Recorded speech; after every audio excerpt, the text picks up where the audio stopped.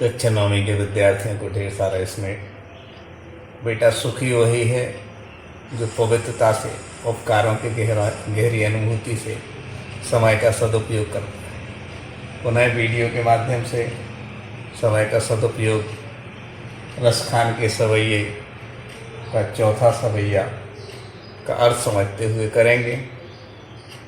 क्या होता है, जब कोई किसी से आकर्षित होता है तो वह अंतर्मन से जानता है कि किन चीज़ों से उसका आकर्षण है।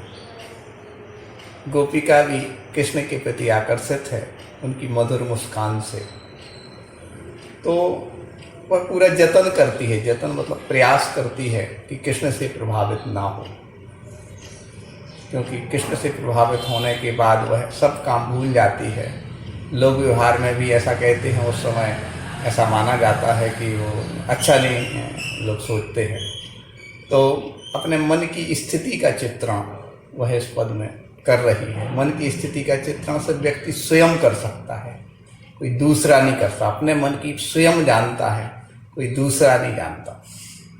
जैसे अभी आपका गूगल के माध्यम से टेस्ट हुआ, सब अच्छा हो गया, लेकिन हमें अंतर मन से ऐसा लगा कि 9th के बच्चों के लिए कुछ हम स्पष्ट नहीं कर पाए। अब आगे ध्यान रखेंगे बेटा, ढेर सारा स्नेह के साथ हम मन की बात, कितनी दुविधा में गुजर रही है कौन, गोपिका। यहाँ पर देखें, वह कह रही है अपनी माँ से। किससे कह रही है? अपनी माँ से कह रही है, और ब्रज के लोगों से, ब्रज के वासियों से कह रही है, सभी ब्रजवासियों से कह रही है और अपनी माँ से कह रही है। क्या कह रही है? अपने मन की स्थिति मुख के माध्यम से, शब्दों के माध्यम से व्यक्त कर रही है। काननी दई अंगूरी रही वो,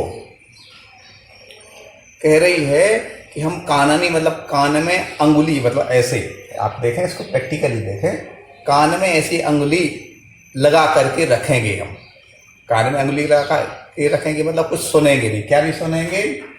जब ही मुरली ध्वनि मंद बजे है। मुरली अर्थात जो बांसुरी होती है उसे मुरली कहते हैं।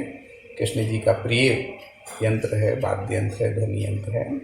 तो कहते हैं कि जब मुरली की ध्वनि, मधुर ध्वनि बजेगी कृष्ण जी के माध्यम से, तो उस समय हम कान में अंगुली दे देंगे, कान में अंगुली रखे रहेंगे। हम अधिकांश बच्चों से कहते जीवन में सुखी रहना है, तो वो बात बिल्कुल नहीं सुनना जिससे हमारी पवित्रता कम हो। जीवन में यदि सुखी रहना, वहाँ कभी खड़े नहीं होना जिससे हमारी पवित्रता कम हो।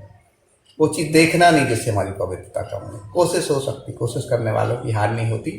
ये हालांकि कृष्ण उस समय आकर्षित स्वरूप में है, तो उससे उसको लगता है कि हमारा जीवन अव्यवस्थित हो रहा है, इसलिए वो कह रही है। क्या कह रही है? कि मैं कान में अंगुली दिए रहूँगी जब मुरली की ध्वनि मंद मंद, अच्छे धीमे धीमे रूप में क्या होगी? बजेगी, निकलेगी। और क्या करेंगे? मोहनी तानन सोरस खानी। मोहनी अर्थात श्री कृष्ण जी द्वारा जो क्या करेंगे? एक तान होती, लय होती ना, जैसे कोई भी चीज़, जैसे कविता पढ़ते हैं कोई जैसे एक लय का हम आपको उदाहरण सुनाएं कि धर्मी है तो दुख नाही, दुख है तो धर्मी नहीं। धर्मी मतलब धर्म जानने वाला। कि धर्मी है तो दुख नाही, दुख है तो धर्मी नाही, धर्मी और दुख में बड़ी विलंबताई है। और धर्म की गहराई को समझ कर, कि धर्म की गहराई को समझ कर दुखी ना मिटे तो फिर तुम ही बताओ दुख की कौन सी दवाई है। दवाई बेटा कहीं नहीं हमारी पवित्रता में। ये लय है, ये तान है, ये किसी चीज़ को एक रिद्म के माध्यम से, एक तान के माध्यम से व्यक्त करना, ये क्या मानी जाती है? ताननी। मोहन तानन सौ रसखानी। रसखान कवि कहते हैं, क्या कहते हैं? कि वह जब तान बजाएंगे, तान काय की बजाएंगे, कोई भी उसमें जैसे बांसुरी बजती ना, तो उसमें कुछ लोकगीत आदि कुछ ऐसी उसकी धुन तान निकालते हैं। तो अटा चढ़ी गोधन गेहूँ तो गेहूँ। अटा चढ़ी मतलब ऊपर, अटा का अर्थ है एक बड़ी अट्टालिका, महल, बड़ी। बुंदेलखंडी में आप ग्रामीण परिवेश में सुनना, देशज भाषा का शब्द है अटारी पे है। अटारी का मतलब ऊपर है। ऐसे कृष्ण जी कहीं ऊपर खड़े होकर के, अता मतलब महल पर खड़े होकर के गोधन, गेहूँ तो गेहूँ मतलब गायों के लिए आकर्षित करने के लिए उस क्षेत्र की भक्ति और अपने लोकगीत के रूप में कोई वो उसमें क्या करते हैं, बांसुरी में निकालते हैं ध्वनि, तो वो गाते रहें, मतलब हम कान में उंगली देते रहेंगे, दिए रहेंगे, मुरली की मंद ध्वनि नहीं सुनेंगे। और यदि रसखान कवि कहते हैं कि गोपिका कहती है, क्या कहती है कि कृष्ण जी तान में कुछ गोधन एक प्रकार का गायन उसके लिए कहें कि जैसे लोकगीत होता है ना, इसके लिए गोधन एक प्रकार का गाने वाला गीत, तो वह गाते रहें, उसकी तान निकालते रहें, तो निकालते रहें, हमें उससे कोई मतलब नहीं। कई बार होता ना कि जिससे हमारा हम सोचते हैं कि बच जाएं उनसे, तो करते रहें, हमें कोई मतलब नहीं, मतलब अंतर मन में भले वो है लेकिन बाहर भी व्यक्ति अभिव्यक्त करता है। तो ऐसे ही कुछ वह कौन कर रही, गोपिका कर रही। और कह रही है कि टेर ही कहों सिग रे बरजे लोगनी, टेर ही मतलब तेज आवाज़ में पुकारना, किसी चीज़ को बुलाना, तीव्र तेज ध्वनि में, टेरे ही मतलब उनको टेर रही, बुंदेली भाषा का शब्द है। तो टेरे ही मतलब सारे ब्रज के लोगों, सगरी मतलब सभी, सिगरी मतलब सभी, कहो मतलब कहते हो, टेरी मतलब बुला करके, ब्रज लोगनी ब्रज के लोग।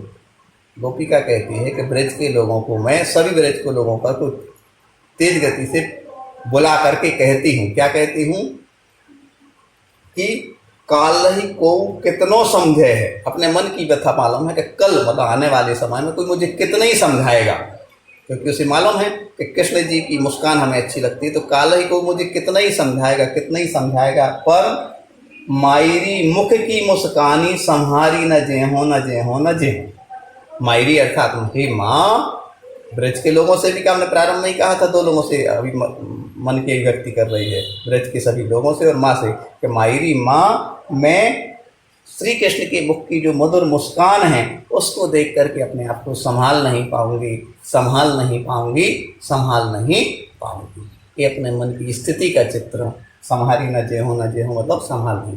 बेटा अच्छे पवित्र लोगों से आकर्षित होना बुरी बात नहीं है। पवित्र लोग कौन है? भगवान बेटा, निर्मल पवित्र दृष्टि के लोग बेटा, और बाकी सारे लोगों से आकर्षित होने की ज़रूरत नहीं है। क्यों ज़रूरत नहीं है? तो जब हम सही जगह आकर्षित हो जाते हैं तो सबके प्रति हमारा प्रेम बढ़ता है, लेकिन हम गाफिल नहीं होते हैं। गोपिकाएँ गाफिल ना हों, उस समय उन कृष्ण के स्वरूप को देख करके अपने मन की व्यथा के यहाँ व्यक्त करती हैं और कहती हैं कि हम कृष्ण की मुस्कान के सामने हम अपने आप को संभाल नहीं पाएंगे। हमारे बच्चे अपने मन को संभालें, पवित्रता को संभालें, समय का सदुपयोग करें, टेक्नोलॉजी का हम भी अच्छा ज्ञान करें, आप भी ज्ञान करिएगा, क्योंकि ज्ञान कभी बेकार नहीं जाता। कोशिश करने वालों की हार नहीं होती। मंजिल मिले ना मिले, फासला तो कम होता है। सबसे पहली कोशिश पवित्रता बढ़ाना, निर्मलता बढ़ाना, अपने माँ बाप परिवार के उपकार की गहरी अनुभूति होना और हर एक काम व्यवस्थित रूप से करना। आपको व्यवस्थित रूप से समझ में आ गया होगा। अगले वीडियो के माध्यम से व्यवस्थित रूप से प्रश्न उत्तर भी लिखेंगे जो शेष रह गए हैं और पढ़ेंगे। ठीक ना? पढ़ते रहें, हंसते रहें, पवित्रता बढ़ाते रहें। ढेर सारा स्नेह।